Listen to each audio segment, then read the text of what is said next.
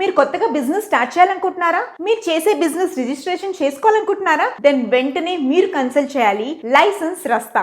మన ఎండి నాగేంద్ర గారు మనకి ఏ రకమైన బిజినెస్ రిలేటెడ్ రిజిస్ట్రేషన్స్ అని వీళ్ళు చేస్తారు. ఫర్ ఎగ్జాంపుల్ మనకి ఫుడ్ లైసెన్స్ అయినా, లేకపోతే లేబర్ లైసెన్స్ అయినా, ట్రేడ్ లైసెన్స్ అయినా, ఏ బిజినెస్ కైనా కావాల్సిన లైసెన్స్ వీళ్ళు మనకి అందజేస్తారు. అలాగే వీళ్ళకి ఆల్ ఓవర్ 4 మేజర్ సిటీస్ లో వీళ్ళకి బ్రాంచెస్ ఉన్నాయి. హైదరాబాద్, వైజాగ్, బెంగళూరు, ఇంకా Chennai. So all over India నుంచి మీరు వాళ్ళని కన్సల్ట్ చేస్తే మీకు ఎక్కడున్నా వాళ్ళు ఆన్లైన్ లో మీకు కావాల్సిన సర్టిఫికేషన్, మీ బిజినెస్ కి కావాల్సిన labour licence, trade licence, all kinds of licence మన నాగేంద్ర గారు మనకు అందజేస్తారు. మీకు ఏమైనా రిక్వైర్మెంట్ ఉంటే కింద స్క్రోల్ అవుతున్న నంబర్స్ ని కన్సల్ట్ చేయండి. అలాగే వాళ్ళ YouTube channels Mahodaya TV, Indian franchise hub, అలాగే పాన్ ఇండియా బిజినెస్ టీవీ, అలా వీళ్ళ ఛానల్స్ ఉన్నాయన్నమాట. నేను డిస్క్రిప్షన్ లో పెడతాను. Please do contact them for more update and get your business get certified by license Rasta. All the best.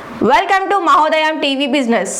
ఈ రోజు మనం ఈ వీడియోలో NBFC రిజిస్ట్రేషన్ అంటే ఏంటి, ఇది ఎవరు తీసుకోవాలి, ఇది ఎన్ని రకాలుగా ఉంటుంది, ఇది తీసుకోవడం వలన మనకు కలిగే ఉపయోగాలు, దాని పూర్తి వివరాలు తెలుసుకుందాం. ఫస్ట్లీ NBFC అంటే నాన్ బ్యాంకింగ్ ఫైనాన్షియల్ కంపెనీ. ఇది RBI కంపెనీ అండర్లో ఉంటుంది. ఎవరైతే మైక్రో ఫైనాన్స్ ఇచ్చేవారు, క్రెడిట్ కార్డ్స్ ఇచ్చేవారు, డ్యూరబుల్ లోన్స్ ఇచ్చేవారు, గోల్డ్ లోన్స్ ఇచ్చేవారు, చిట్ ఫండ్ కంపెనీని రన్ చేసేవారు ఈ NBFC రిజిస్ట్రేషన్ తీసుకుంటారు.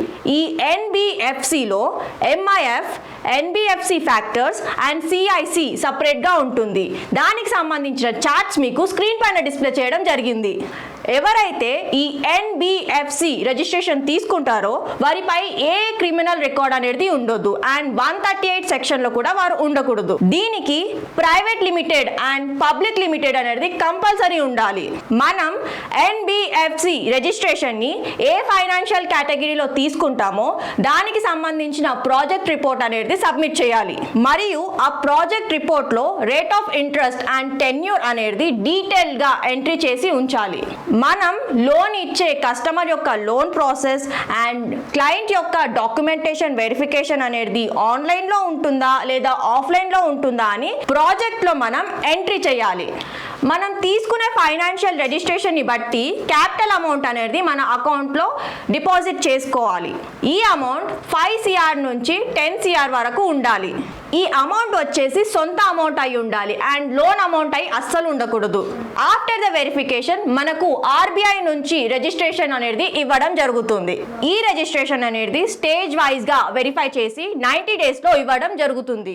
మేము all over India NBFC registrations చేస్తాము.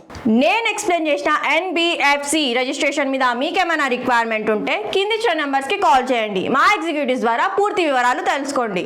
మా బ్రాంచెస్ వచ్చేసి తెలంగాణలో హైదరాబాద్, ఆంధ్రప్రదేశ్లో వైజాగ్, కర్ణాటకలో బెంగళూరు అండ్ తమిళనాడులో చెన్నై. మా వీడియోని చాలా మంది చూస్తున్నారు, కాకపోతే లైక్, షేర్, సబ్స్క్రైబ్ ఎవ్వరూ చేసుకోవడం లేదు. So please do like, share and subscribe to our channel. Thank you.